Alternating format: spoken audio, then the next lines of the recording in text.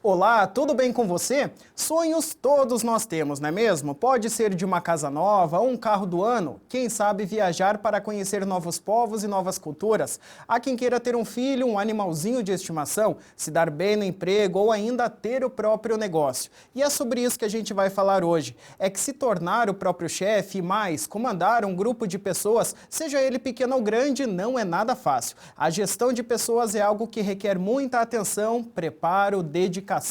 Alguns gestores parecem ter nascido com esse dom e desempenham a função majestosamente. Mas e para aquelas pessoas que não têm essa facilidade? Como fazer para atuar bem e deixar os colaboradores satisfeitos? Existe uma receita de bolo para isso ou cada caso é um caso? Vamos descobrir juntos? Então, fique com a gente, porque o nosso bate-papo só está começando.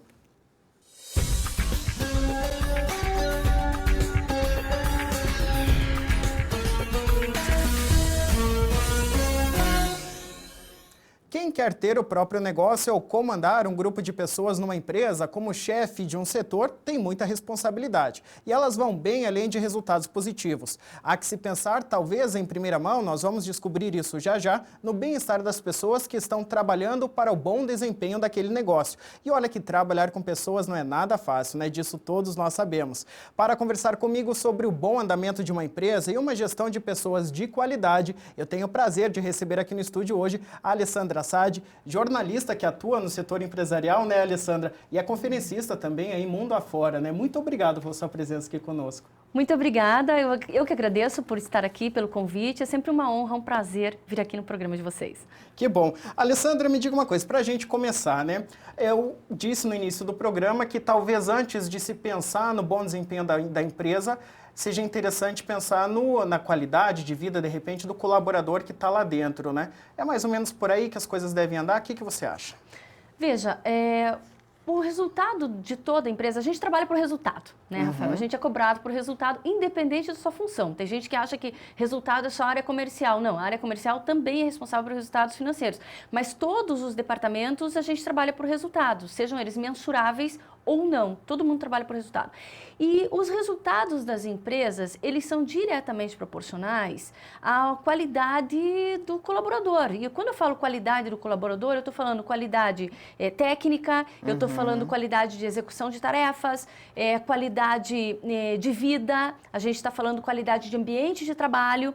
É uma somatória, é um conjunto. Não é só se a pessoa se sente bem ou não naquela empresa, ou gosta ou não de estar fazendo aquilo. É um conjunto, é o conjunto da obra que vai fazer com que uma empresa tenha mais resultado do que outra, que às vezes é mais promissora até, ou tem mais dinheiro injetável e tem resultados piores no mercado corporativo.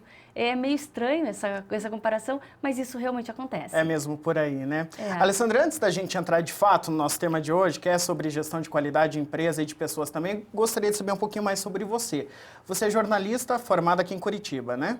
Sim, eu me formei aqui em Curitiba, comecei toda a minha carreira aqui, na área de rádio, na área de televisão. Depois de um tempo, eu fui correspondente da agência JB de Notícias também, trabalhei na área de internet, de impressos. E, por fim, eu fui fazer uma coisa que eu nunca tinha feito, que era revista. Eu fui convidada para entrar na revista Venda Mais, da editora Quantum. E lá eu tive que assumir uma equipe, que era uma coisa que eu nunca tinha feito também. Então eu estava lá, de repente, fazendo algo que eu nunca tinha feito sobre dois aspectos. Eu nunca tinha feito revista e eu nunca tinha coordenado uma equipe. Então foi assim uma mudança da água para o vinho de vida e eu tive que aprender tudo muito rápido. Porque senão as coisas, senão eu ia ficar para trás, senão eu não ia conseguir acompanhar a velocidade das coisas. E foi um casamento. Eu achei, no primeiro mês, eu tive certeza que não ia dar certo. Eu falei, não, eu não vou durar um mês aqui. E foram quase 7 anos à frente da direção de redação da revista Venda Mais. Foi lá que eu aprendi muito.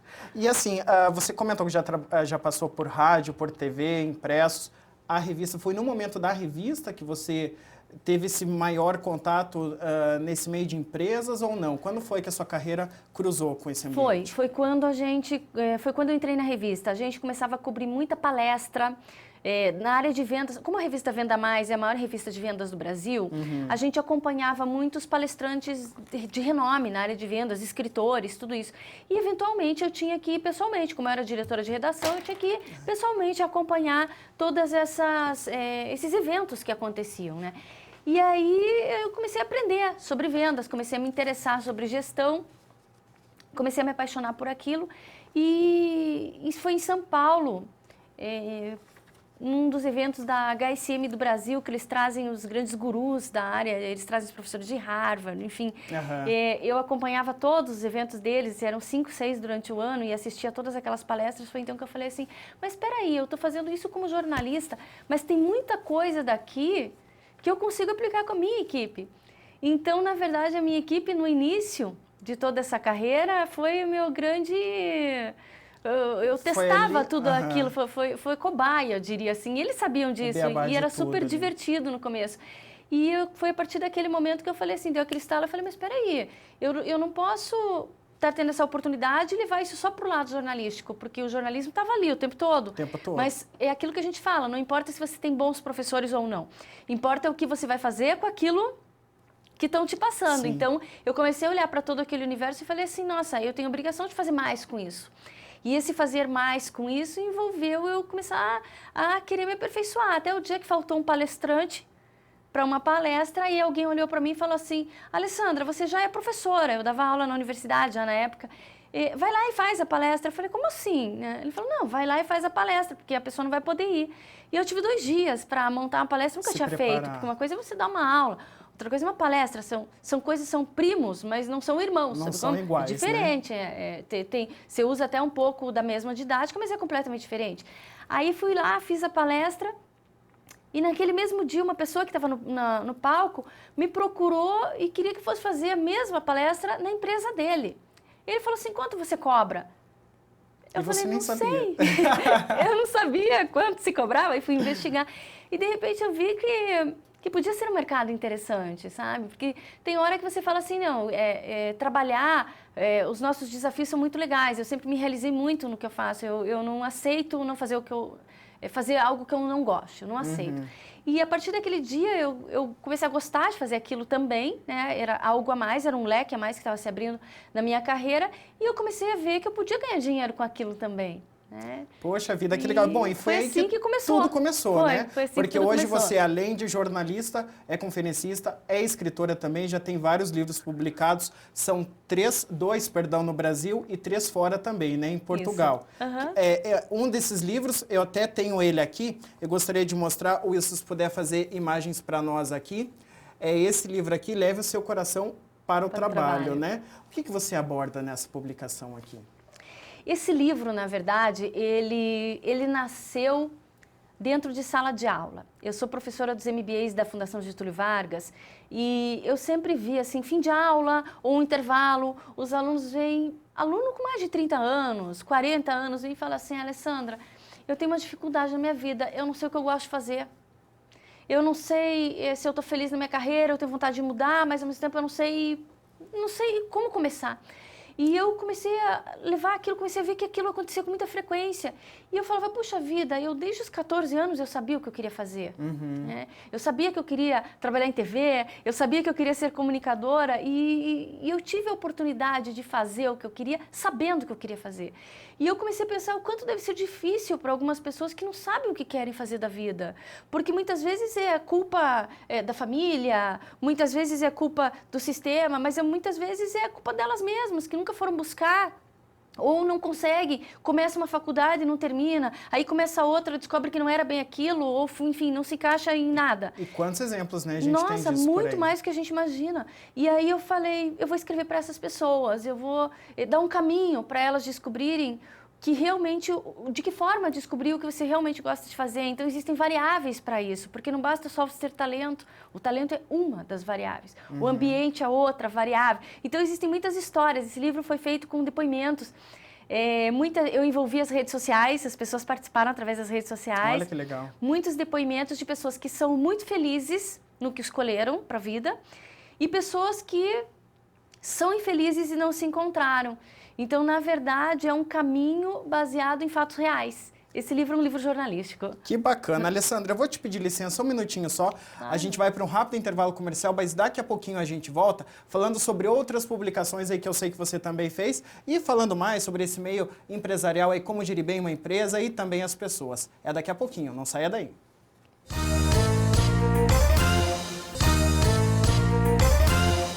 Muito bem, estamos de volta e o nosso assunto hoje aqui no Voz é o ambiente de trabalho favorável para os colaboradores e também a boa gestão de uma empresa. Conversando comigo sobre este assunto, eu tenho o prazer de receber aqui no estúdio hoje a Alessandra Assad, que é jornalista e conferencista nesse âmbito empresarial, né, Alessandra? Obrigado mais uma vez aí pela presença. Prazer. Alessandra, antes do intervalo, a gente comentava sobre uma publicação sua, que é Leve o Seu Coração para o Ambiente de Trabalho, né? Mas você tem outros também, né? Quais são os títulos deles? Então, o primeiro foi o Atreva-se a Mudar, que fala sobre gerenciamento de mudanças. O Atreva-se a Mudar, ele é um livro, ao contrário do que as pessoas pensam, não é um livro de autoajuda. Ele é um livro para gestores, para a implementação de mudança dentro das empresas. E é claro que ele também vale para você implementar projetos de mudança na sua vida pessoal. Mas o foco maior dele é empresarial. Então, o Atreva-se a Mudar, ele é um livro que traz algumas histórias de ambiente corporativo e traz também uma metodologia para você implementar mudanças dentro das empresas. Com depoimentos também, foi engraçado, porque quando eu escrevi o Atreva-se a Mudar, eu terminei o livro e falei, ok, nós temos um livro técnico. E daí eu reli o livro e falei, mas está faltando alguma coisa nesse livro. E eu sentia que estava faltando, até que eu cheguei à conclusão, 3 dias depois, que estava faltando gente no livro. Depoimentos? Estava faltando gente, estava faltando vida dentro do livro. Aí eu fui colher depoimentos, o livro demorou mais para ser editado, porque eu fui colher depoimentos de pessoas que passaram por situações de mudanças. E o que aconteceu com cada uma delas. Alguns tiveram sucesso, outros nem tanto, e o que aprenderam com tudo isso. Então, o livro também tem, em alguns capítulos, tem e dentro você mostra do capítulo, os dois casos, os que sim, deram certo os que deram certo e os que não deram. Porque nem toda mudança é positiva. Nem toda é positiva, Nem toda mudança justamente. é positiva, né? Então, quando a gente vai implementar uma mudança, a gente tem que ponderar. Esses dias alguém me perguntou, leu um artigo meu num site, me perguntou assim, eu tenho tanta vontade de mudar, Alessandra, o que eu tenho que fazer? Eu tenho medo. Eu falei, mas o medo é uma variável comum, você não é o único que tem medo. Mudança Todo mundo gera tem medo, né? de mudar, todo mundo tem medo de mudar. A questão é a seguinte, até onde vale a pena vencer esse medo? Até onde essa mudança vai te proporcionar mais ganhos do que perdas, porque toda mudança tem perdas e ganhos. Só que o resultado, ele precisa ser mais positivo do que negativo, Rafael. Então, o que eu falo? Eu falo assim, a vontade tem que ser maior que o medo.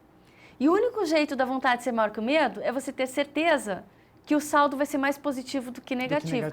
Mas não podendo isolar o saldo negativo, porque ele vai existir. Então, quer dizer, essa resistência, ela é normal. Agora, basta você querer. E isso vale para tudo na nossa vida. Desde começar um regime, enfrentar uma situação difícil, mudar de emprego. Tudo isso é mudança. E tudo gera medo, né? Com certeza absoluta. Bom, os 2 livros, Atreva-se a Mudar e também Eu Leve o Coração para o Trabalho, são publicações aqui do Brasil, que também estão publicados em Portugal. E lá tem uma outra também, né? Também. Acaba de ser lançado o livro... É uma coleção, na verdade, da Arte da Guerra. Eu sou uma das autoras, são 19 autores, são 15 livros. E o meu é a Arte da Guerra para a Gestão de Equipes. Então, a gente fala só de como gerenciar equipes mesmo, o livro é focado nisso, porque tem o Arte da Guerra para a Liderança. Então, todo mundo acha assim, mas gerenciar a equipe é liderança? Não, é diferente. Então, qual a diferença de liderança para gerenciar a equipe? Quando você fala para líderes, você está falando para o eu, para a pessoa que é chefe / líder, mas você está falando para ele, o que ele tem que fazer para crescer na carreira dele. E quando você está falando de equipe, o foco é na equipe, é nas pessoas. Então, essa diferença é interessante. Acaba de nascer a Arte da Guerra para a Gestão de Equipes e é possível que essa coleção venha ao Brasil.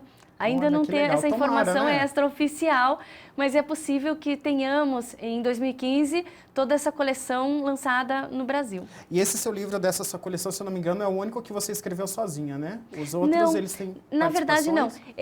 Todos eles eu escrevi sozinha, mas esse A Arte da Guerra, como são 19 autores e 15 livros, alguns autores escreveram em conjunto. Mas no caso do meu, eu escrevi sozinha. Todos eles escrevi sozinha. Acho que é um meio mal de jornalismo, assim, do jornalista, que ser meio... egoísta nessa hora, né? A gente quer... É claro que muitas pessoas me ajudam, mas na verdade eu que assino a obra. Tá certo. Alessandra, bom, tem uma dica aqui para o pessoal agora, que a Alessandra, como ela é conferencista nessa área do meio empresarial, você tem um site que é bastante cheio de conteúdo, né? Lá tem arquivo de áudio, vídeo, artigos, como você acabou de citar, que uma pessoa leu aí há pouco tempo. Eu acho que nós temos algumas imagens aí que eu gostaria só de mostrar para o pessoal aí, ó. Para você que tem dúvidas, de repente, né, ou quer ter uma motivação até no âmbito pessoal, né, Alessandra, o pessoal pode ter essa ajuda sua por ali, né, por esse meio online. É importante ressaltar, Rafael, que é tudo gratuito. Então, assim, tem podcast, tem vídeos, tem uma série de artigos também que você pode ler, comentar, fica à vontade, né? E tem também a página do Facebook, é só procurar pelo meu nome. Eu estou em todas as redes sociais, porque eu acho assim que a gente tem que estar antenado com tudo que acontece. O comunicador tem que estar, né? Tem que interagir. Então, eu sempre digo assim, para quem me escreve, nunca fica sem resposta. Tá certo. Sempre tem Bom, nesse site também que a gente acabou de mostrar, tem um resuminho ali de um DVD que você lançou também, que é de treinamento pessoal, né? O que você aborda nesse teu material ali? Esse DVD é assim, como fazer de sua empresa um caso de sucesso, é para empresários. É para empresários. É para empresários, não deixa de ser pessoal, mas é para empresários. Então, são 5 pilares que fazem com que uma empresa tenha um diferencial competitivo. É um DVD com 5 capítulos, eles podem ser estudados um atrás do outro, ou ainda eles podem ser fora de ordem, não tem problema nenhum. E ao final de cada capítulo, ele tem exercícios para você fazer com a equipe. Olha que bacana. Tem alguns exercícios para você aplicar. Na prática ali. Exatamente, com as perguntas, tudo que vão te dar um direcionamento, né? Porque dependendo das respostas, você vai para cá. Dependendo da outra resposta, você vai para lá. Então, quer dizer, às vezes a gente precisa de uma direção. Né? Tá certo, que bacana. Alessandra, eu quero te convidar agora para assistir uma reportagem junto comigo, que nós fomos até as ruas para saber o que as pessoas acham do seu ambiente de trabalho. Vamos dar uma olhadinha. Como é que é teu ambiente de trabalho, Juliana? É bem tranquilo, o pessoal se dá bem, todo mundo se ajuda. Lógico que tem às vezes no dia a dia confusão, mas geralmente, assim, normalmente é tranquilo. E o que não contribui? Fofoca, um falando do outro. O patrão ser honesto com a gente primeiramente e a gente com o patrão, né? Fazer os dois lados, né? E o que você acha que contribui para não ser legal esse ambiente de trabalho? Um trabalhar pensando mal pro outro, né? Daí já fica ruim, né? Olha, o ambiente meu é muito bom entre os homens, né? Mas entre as mulheres sempre tem aquelas picuinhas. Eu trabalho com poucas pessoas, então é um pouco mais tranquilo. O ambiente de trabalho se faz cumprindo normas, leis. Se não houver, às vezes o bom profissional não está satisfeito porque não é cumprido o que diz a lei, não é reconhecido. Nós vimos agora, né? Foi até engraçado. Esse senhor que apareceu por último aí, você concorda com isso? Tem que ter uma gestão rígida assim no ambiente de trabalho ou pode ser uma coisa, né, mais tranquila? O que você diria? Veja, eu diria o seguinte, tudo depende do perfil da empresa, né? Porque tem algumas empresas, por exemplo, da área de indústria, que dependendo da seção dentro da empresa, requer um líder mais autoritário. Isso requer realmente, né?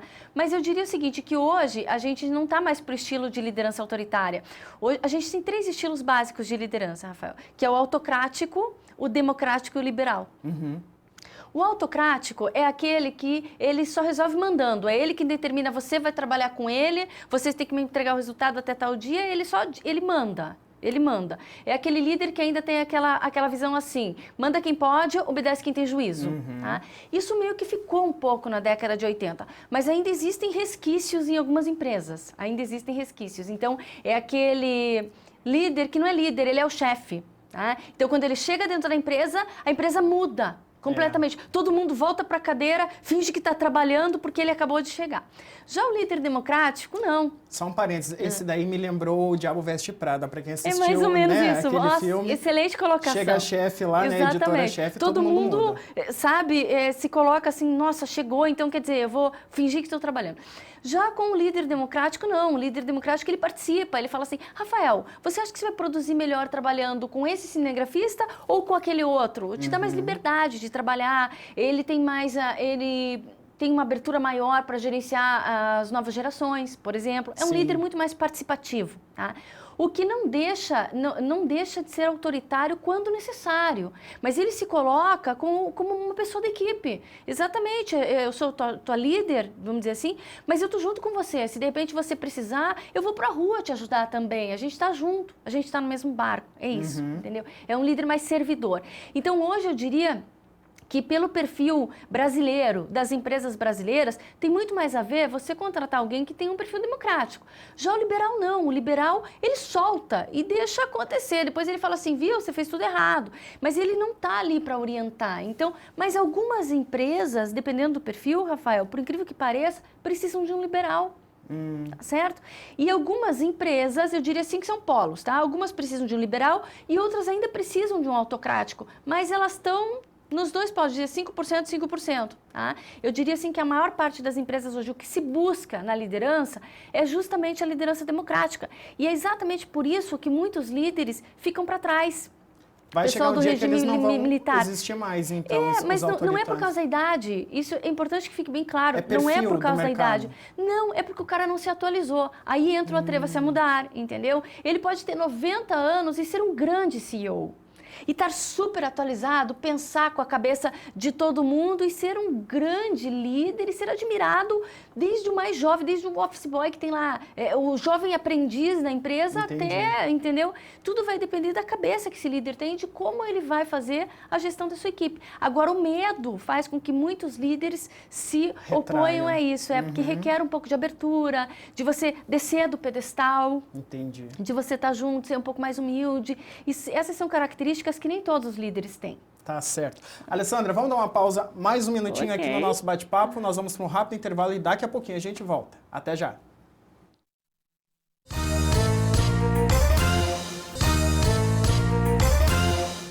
Ok, estamos de volta com o Voz e hoje a gente está falando aqui no programa sobre o bom desempenho de uma empresa e também a boa gestão de pessoas. Conversando comigo aqui sobre esse assunto, eu tenho o prazer de receber a Alessandra Assad, jornalista que atua nesse meio empresarial, né, Alessandra? Mais uma vez, muito obrigado pela presença. Eu que agradeço. Alessandra, conta pra gente, um gestor, o chefe, né, numa empresa, ele pode servir, deve servir para o funcionário também, às vezes, como um conselheiro, seja em problemas ali dentro da empresa, às vezes que surgem, de relacionamento com outros colegas, ou até com problemas pessoais que a pessoa acaba levando para dentro da empresa. Qual que é o teu ponto de vista com relação a isso? Olha só, Rafael, hoje a gente não tem mais como separar a pessoa física de pessoa jurídica. Lá na década de 80, a gente até conseguia, né? Dava 6 horas da tarde, batia o ponto e ia embora, virava pessoa física. E se você encontrasse um colega teu no supermercado no fim de semana, era capaz de você nem reconhecer a pessoa, porque ela ia estar completamente diferente daquilo que você estava acostumado dentro do ambiente corporativo. Hoje não. Hoje a gente passa tanto tempo dentro da empresa que a gente não tem mais como não levar problema de casa para a empresa e não tem mais como não levar lição do trabalho para casa. Então, quer dizer, hoje a gente é um só. Não tem mais como separar uma coisa da outra. E é inevitável que a gente acabe um dia produzindo menos porque você está com um problema pessoal.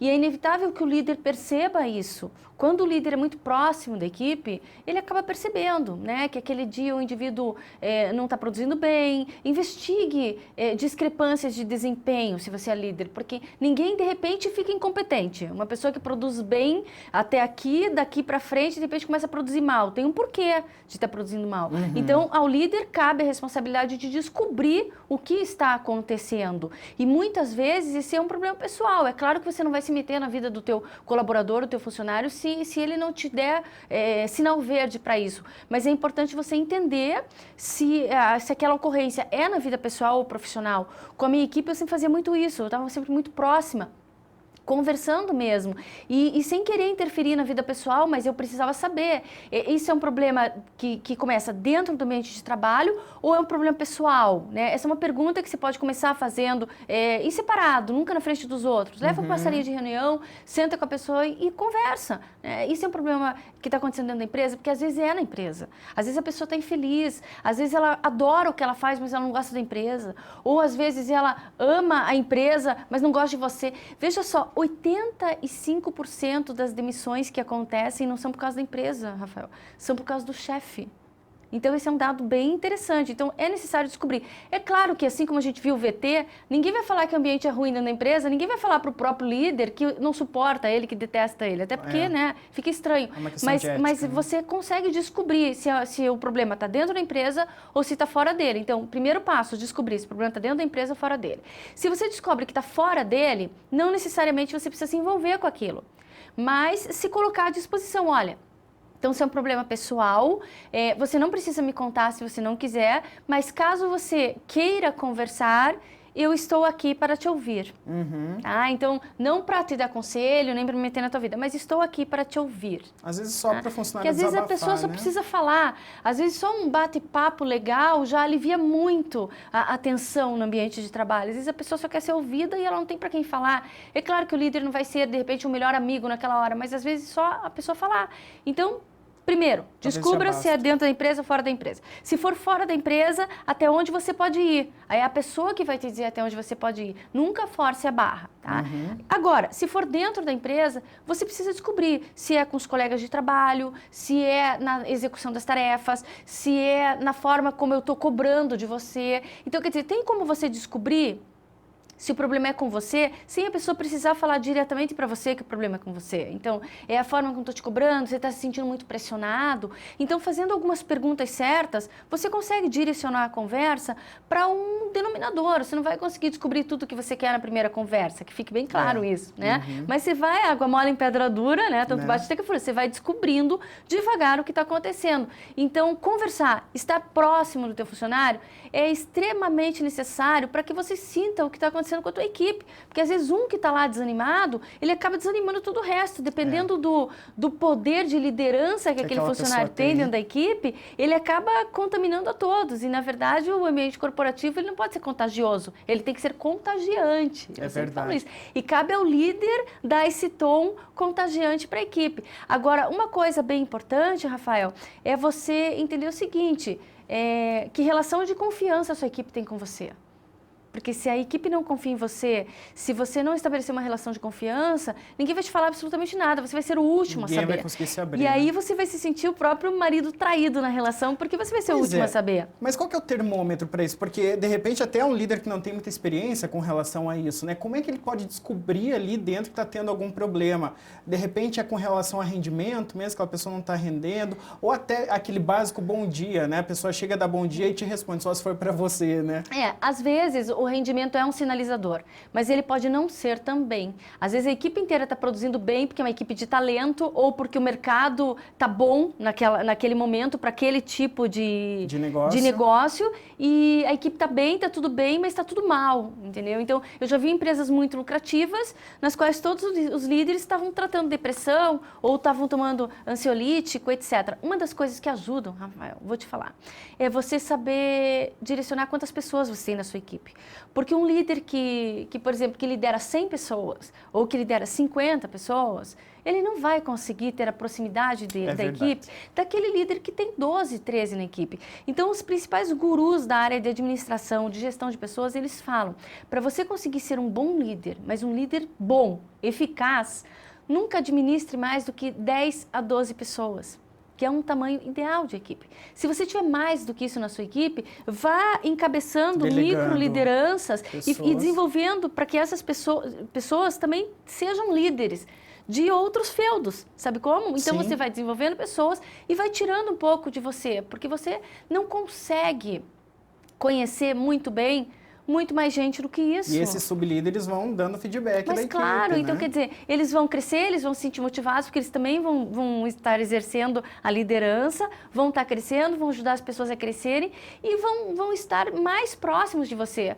Porque a satisfação do funcionário que está próximo do líder é incrível, como eles ficam felizes. Às vezes só um almoço é bacana, sabe? Porque você está próximo. Então essa proximidade não tem o que pague e não tem o que compre também. Só o teu tempo de você conseguir estar próximo da equipe. Melhor ainda quando tem aquele reconhecimento, né? A pessoa recebe, o funcionário recebe um elogio sobre o trabalho, né? Agora, se você ficar muito distante da sua equipe, se você não se interessar pelas pessoas, ficar só preso em resultado, planilha de Excel, não que isso não seja importante, isso é importante. Mas se você não cuidar das pessoas também, absolutamente nada vai acontecer, porque são as pessoas que dão lucro, né? Então, se a gente não cuidar das pessoas, o lucro é consequência.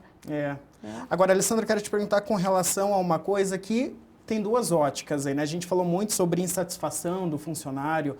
Às vezes até o próprio gestor pode estar insatisfeito, né, com relação ao desempenho da equipe dele ou dele próprio, da empresa, enfim. Mas a pergunta é a seguinte: a hora de pedir um aumento, né? São duas óticas aí, a do chefe que vai receber esse pedido e do funcionário que vai levar esse pedido, aquela coragem de ir até ele, né? Como é que deve ser esse termômetro mesmo, assim, né? Quando que o funcionário deve chegar? Qual é o melhor momento para isso? Olha só, o melhor momento, ele nunca existe, né? Porque se você for esperar o melhor momento para pedir aumento, na verdade, assim, ele nunca vai acontecer. Mas a questão é a seguinte, é evitar o pior momento. Tá? Quais são os piores momentos para você pedir aumento de salário? Então, vamos lá. Se você sabe que a empresa está passando por uma crise financeira, por exemplo, por mais que você seja o melhor funcionário da empresa, por mais que o teu rendimento seja assim, que você até seja o responsável por 50% da lucratividade da empresa sozinho, não é um bom momento para você pedir aumento de salário. Ainda assim, não é um bom momento. Então, se a empresa estiver passando por uma crise financeira, se o país estiver passando por um momento de crise, economia ruim, né? Tá? Se você tem um plano de carreira e sabe que você está enquadrado naquele plano de carreira, então não adianta atropelar, sair atropelando as coisas. Tá? Não adianta você argumentar, por exemplo, que você quer aumento de salário porque você precisa. Então, toda vez que porque todo mundo precisa, né? Então, toda vez que você vai pedir um aumento de salário, um conselho é você reunir o maior número de dados que você puder, você tem que embasar esse aumento de salário, tá? Porque contra fatos não há argumentos. Então, você tem que embasar o seu aumento de salário, vir com números. E o que seriam esses dados? Exatamente. Por exemplo, você já tem um repasse que acontece anualmente com relação, que segue a inflação, né? Mas vamos dizer que você está lá há 5 anos sem aumento, só seguindo o dissídio da tua categoria, mas você está há 5 anos sem aumento.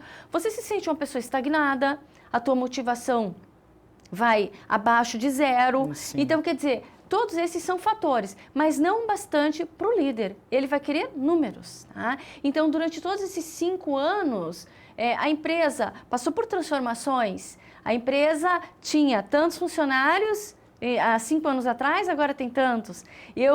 A empresa tinha um faturamento de X e agora tem de Y. E eu continuo produzindo, eu não estou produzindo a mesma coisa que eu produzia antes, eu tenho mais responsabilidades, eu produzo muito mais e eu estou estagnado. Então, eu preciso acompanhar toda essa evolução. Mas não adianta só você deixar vago a coisa, você tem que provar com números, por exemplo, se a inflação subiu 15% e você teve um aumento de 2%, você pode contra-argumentar, entendeu? E chegar no denominador comum. Você nunca vai chegar naquilo que você realmente gostaria, né? Porque o funcionário, ele sempre acha que ele ganha menos do que ele merece e a empresa sempre acha que paga mais do que o funcionário sempre poderia dar mais. A empresa sempre acha que o funcionário poderia dar mais. Então, a gente nunca vai entrar num acordo. Agora, o que a gente pode fazer para melhorar tudo isso, essa é a questão. A gente pode fazer muita coisa para melhorar. A empresa pode trazer benefícios, porque salário não é só o dinheiro que você recebe no fim do mês, os benefícios também são salário. Né? Então, quer dizer, tem todo um conjunto de coisas, inclusive a satisfação do funcionário dentro do ambiente de trabalho. Isso também conta como ponto positivo. Com certeza. E a gente vai falar já, vou te pedir licença mais uma vez para o nosso bate-papo, e já nós vamos falar justamente disso, a satisfação, o ambiente de trabalho favorável. Fique com a gente, é rapidinho depois do intervalo.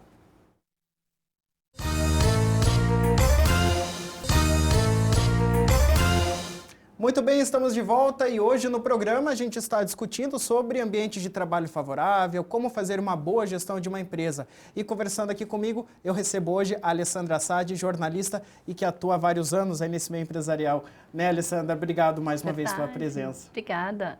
Alessandra, antes da gente ir para o intervalo, a gente comentou sobre o ambiente de trabalho favorável, né? E a gente preparou uma reportagem aqui, que eu quero te convidar para a gente assistir agora, sobre uma empresa que fica aqui na região metropolitana de Curitiba e que preza muito pela boa qualidade do ambiente de trabalho de seus funcionários. Pode rodar.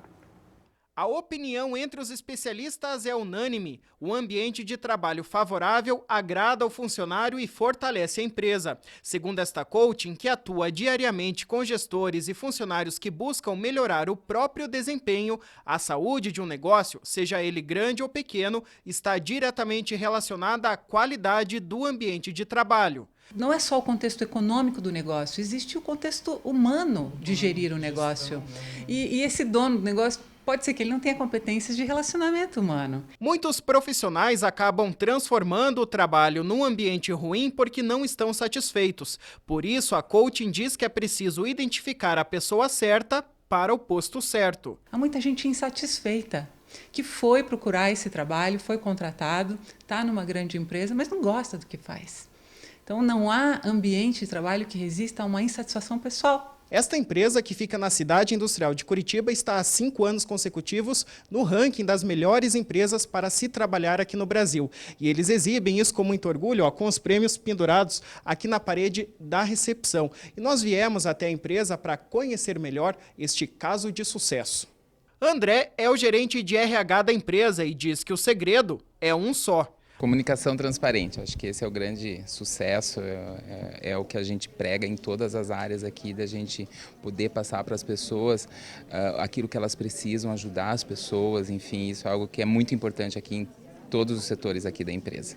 Aqui os funcionários recebem café da manhã, almoço e lanche da tarde, tudo neste refeitório. A organização também se preocupa com o lazer do colaborador, por isso disponibiliza a cancha de futebol, sala de jogos e de TV, onde eles tiram uma soneca depois do almoço e 3 vezes na semana ainda ganham massagem de uma fisioterapeuta. As pessoas passam 10 horas do seu dia aqui na empresa, então a gente precisa tornar o mais agradável possível essa estada da pessoa na empresa. E esse é um dos recursos que a gente encontra para que as pessoas, elas na verdade, sintam vontade de vir trabalhar, não que seja uma obrigação, mas que faça parte do dia dela. Olha, um bom exemplo de pequenas atitudes que essa empresa toma para tornar o ambiente de trabalho mais agradável é este. A Rosane estava de aniversário essa semana e recebeu dos colegas esse mimo aqui, ó. A baia dela foi totalmente decorada, recebeu presentes. E eu quero saber de você, Rosane, o que você acha de trabalhar num lugar assim, que há esse acolhimento, há esse entendimento, né, bastante positivo dos colegas de trabalho? Acho que é muito motivador, né? Você sente esse carinho da equipe, você gosta de vir trabalhar, é um ambiente legal para você passar o teu dia todo. Então é muito motivador. No setor de atendimento foi instalado este sino que serve para dar avisos, mas não de trabalho. O nascimento de um filho, um casamento de um funcionário, tudo isso é avisado quando ele toca. Além do bem-estar no local de trabalho, a empresa também atua com campanhas educativas. Este mês é a vez da prevenção de doenças sexualmente transmissíveis. Outros benefícios, como participação nos lucros e plano de saúde, também são conferidos. Veja, Alessandra, esse exemplo dessa empresa, tudo bem que ali é uma estrutura grande, uma estrutura organizacional grande ali. Você viu que tem cancha de futebol lá fora, tem sala de jogos, nem toda empresa tem esse espaço para disponibilizar esses momentos para os funcionários, né? O que uma empresa menor, de médio e pequeno porte, de repente, podem fazer também para dar esse momento de lazer, né, para o colaborador? Veja só, a falta de espaço, a falta de estrutura e a falta de dinheiro não é desculpa para a falta de motivação do funcionário. Tá? Então, quer dizer, primeiro, como a especialista falou, você ter a pessoa certa no lugar certo. Porque a pessoa errada no lugar certo ou a pessoa certa no lugar errado vai fazer com que nada aconteça, Rafael. Por quê? Porque ainda não, você pode ser a melhor empresa do mundo para se trabalhar. Se o funcionário não tiver a automotivação, se ele não gostar daquilo que ele faz, não vai adiantar você trazer 1000 incentivos externos que não vai mexer com ele. Tá? Agora, se ele já estiver no lugar certo, for a pessoa certa, no lugar certo, tudo quanto é incentivo que venha de fora só vai servir para dar um plus em tudo isso, sabe? Vai pontuar para que ele produza mais. Então, quer dizer, e o fato de pontuar para produzir mais não tem a ver com o tamanho da empresa. Você pode ter uma empresa pequena e fazer um carinho para os seus funcionários. Aliás, até nas empresas menores é até mais fácil de fazer isso. Do que porque você tem controle É uma rosa no Dia das Mães para as mães. Não digo que precise em todas as datas comemorativas, mas principalmente nas datas que não são comemorativas. É você lembrar com carinho daquela pessoa, é o dia a dia ser legal, é a pessoa poder levantar da cama assim e falar, ai meu Deus, hoje é segunda-feira, ou falar, ai graças a Deus é sexta-feira. É a pessoa sentir que a semana não passa, porque é gostoso, porque é legal, porque ela passa tantas horas do dia dela ali que não sabe que dia é hoje, mas sabe que é legal. Vai vir o fim de semana, que bom, vou ficar com a minha família. Mas não porque, graças a Deus, hoje é sexta-feira, não vejo a hora que acabe tudo isso. Eu já vi gente que fica do lado do ponto eletrônico, 5 para as 6 na sexta-feira, esperando socorro, eu quero ir embora. Então, quer dizer, não é isso. E isso não tem a ver com o tamanho da empresa. Isso não tem a ver com a estrutura. É claro que uma estrutura maior ajuda. Mas isso não tem a ver com o tamanho da empresa. Não é desculpa para você, que é pequeno e médio empresário, não fazer alguma coisa pelos seus funcionários. É perfeitamente possível. Né? Fica a dica. Só um pouquinho de criatividade. Não precisa de dinheiro, não. Só um pouquinho de criatividade. O funcionário, ele precisa se sentir importante. Tá? E não é o tamanho do presente, não é o valor do presente. É o valor que aquilo tem para ele. É o quanto você vai conseguir tocar o coração dele. Pequenos gestos, né? Como exatamente, você falou. Exatamente. Você falou há pouco também agora, e a gente até mostrou na reportagem, com relação à pessoa certa no lugar certo. Às vezes, você contrata um funcionário que vai ter um desempenho melhor numa outra função, mas num primeiro momento você não enxergou aquilo, né? Como é que o gestor, nesse caso, pode ter esse olhar clínico para, de repente, mudar, né, essa pessoa de função ali para que ela possa render mais dentro da empresa? Uma das coisas que foi falada na reportagem, que é bem interessante a gente pegar como gancho, é a questão da comunicação transparente, que o moço da RH falou. Ele falou. Quando você tem uma comunicação transparente, você faz as perguntas para as pessoas, o que você mais... uma das perguntas para se fazer, o que você mais gosta de fazer? Tá? O que você faz bem? O que você aprende com isso? Quer dizer, isso vai dando um norte para a pessoa, porque não adianta nada você gostar de fazer alguma coisa se você não faz bem. Por exemplo, eu adoro cantar. Mas se eu for cantar, vocês vão desligar a TV nesse minuto, tá? Por quê? Porque eu não tenho talento. Então, quer dizer, não adianta eu gostar de fazer alguma coisa se eu não tenho talento para aquilo. E de nada adianta eu ter o talento se eu também não gosto. Então, talento e prazer são só 2 variáveis. No livro, por exemplo, eu coloco 6 variáveis que, somadas, acabam ajudando você a chegar no resultado que você precisa. Mas talento e prazer são só 2 delas. Entendi.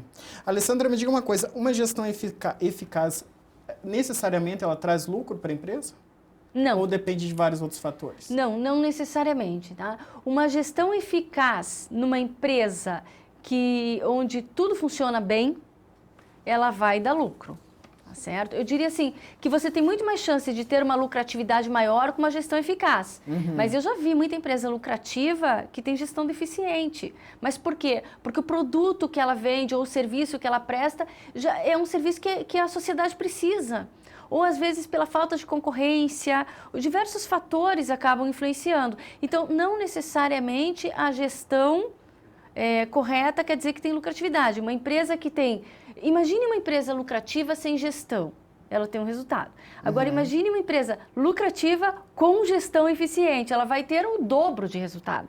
Então, quer dizer, às vezes muitos empresários olham e falam assim, não, mas a minha empresa já dá lucro. A minha empresa tem sucesso, eu não preciso fazer nada disso. Eu falo assim, sua empresa já tem sucesso. Imagine se você fizesse tudo isso, o quanto a mais de sucesso sua empresa não ia ter. Então, muitas vezes a gente acaba se pegando assim na zona de conforto pelo fato de já ter uma posição estável ou pelo fato de pensar pequeno, eu diria isso. Alessandra, vou fazer um rápido intervalo de novo, mas daqui a pouquinho a gente volta aí com esse bate-papo gostoso sobre o meio empresarial. Fica com a gente, tá?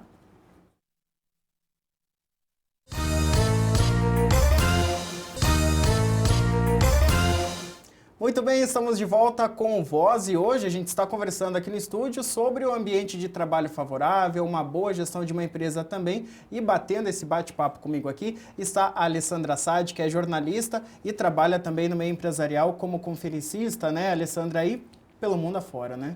Verdade, que bom, ainda bem que tem bastante trabalho, né? Eu diria assim, eu não gostaria de precisar treinar tanta gente, mas já que tem, vamos trabalhar. Vamos trabalhar e vamos ganhar dinheiro também com isso, né, Alessandra? Com certeza. Bom, a gente comentou já sobre um livro que você tem, que é o Atreva-se a Mudar, né? Sim.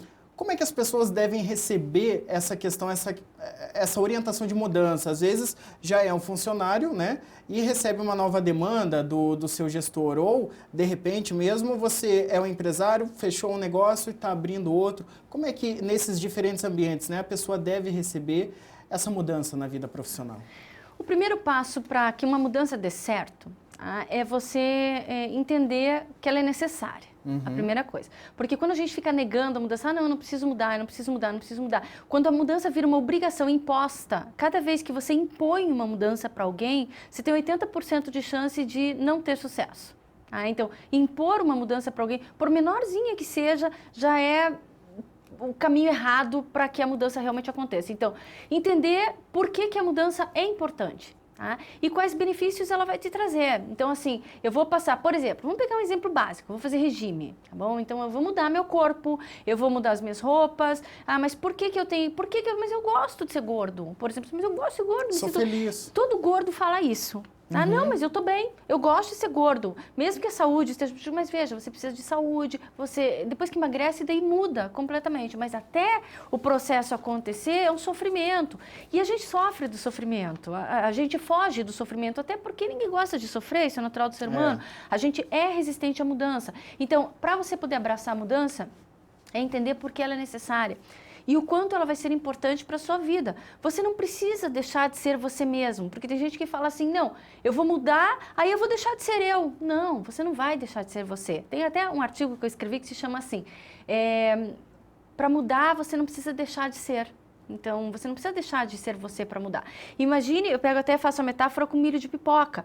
Imagine se pega um milho de pipoca. Tem milho que você vai fazer pipoca lá, depois que você olha a pipoca pronta, tem milho que continua lá, que não estourou.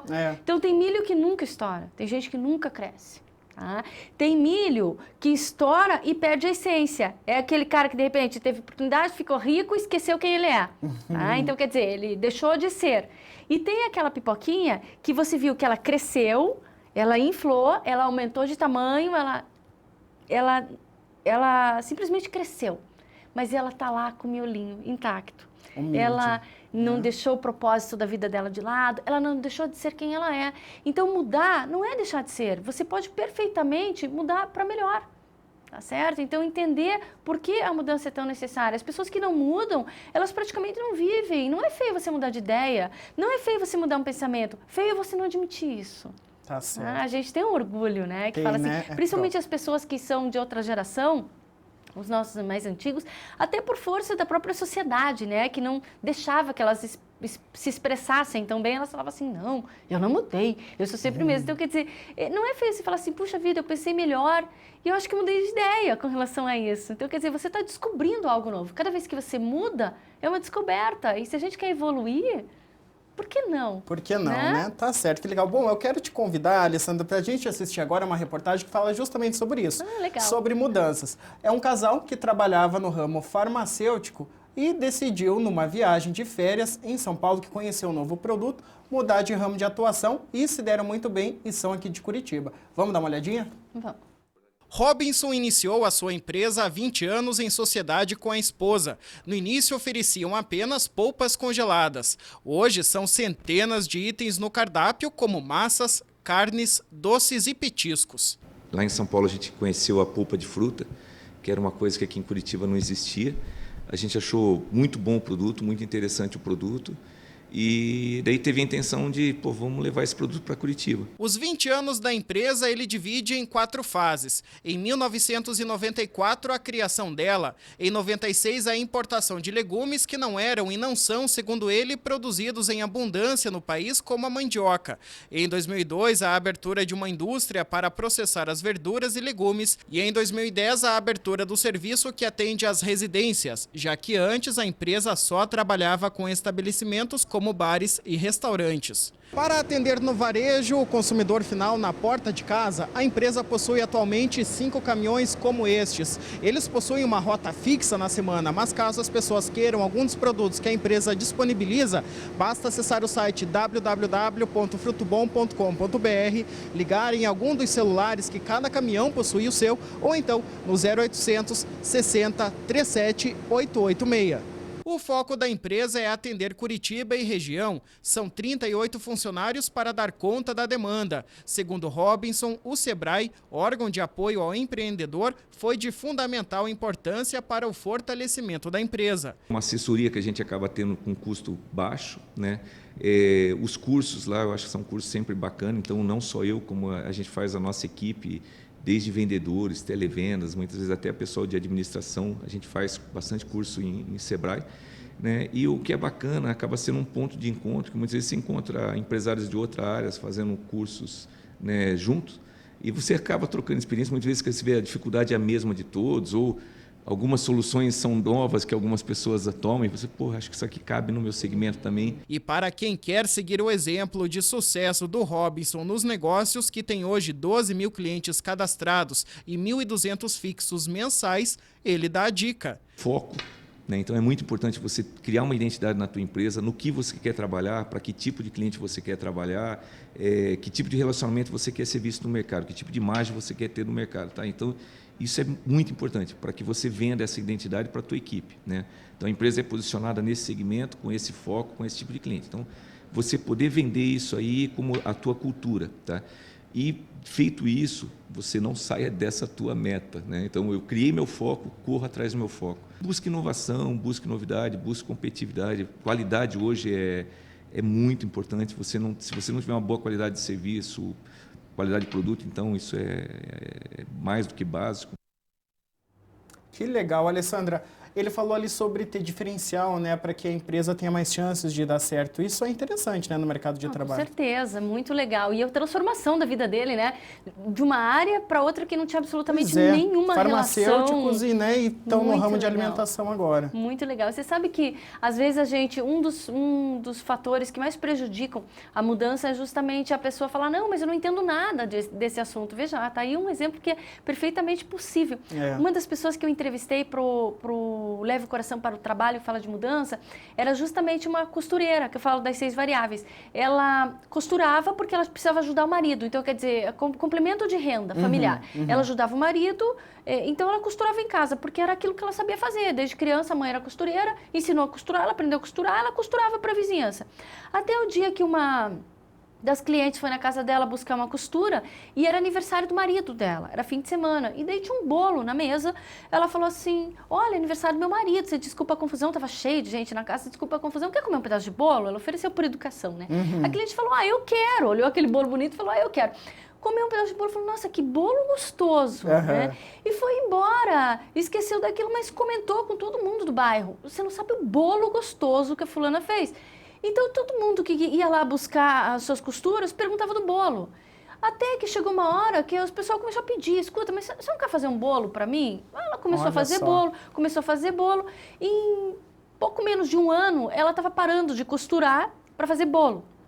Hoje ela é empresária do ramo de confeitarias e ela tem franquias pelo Brasil todo. Então, quer dizer, muitas vezes a gente se impede de crescer. Se alguém chegasse para ela e falasse, você vai ser empresária, ela ia falar, não, imagina, eu não sei fazer bolo. O que eu sei fazer é costurar. Então, às vezes a gente se impede de crescer porque a gente não experimentou algo novo.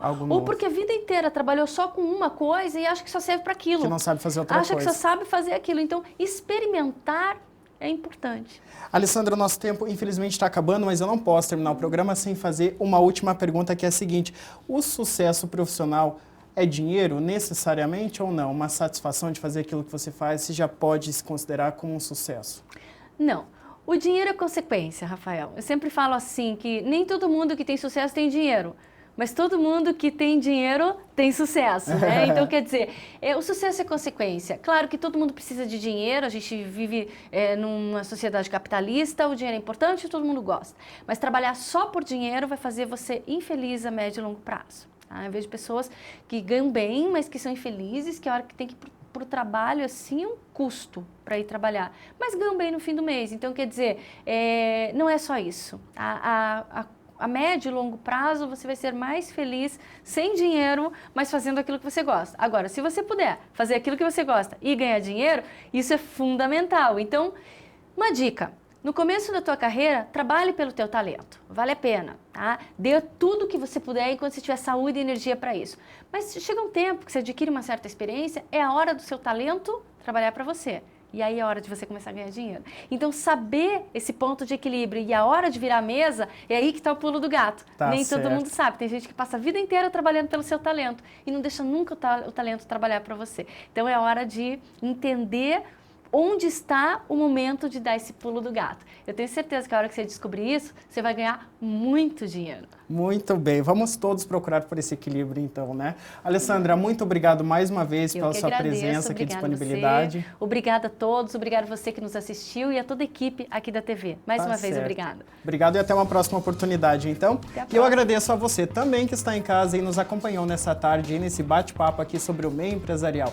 Muito obrigado pela audiência e até o próximo programa.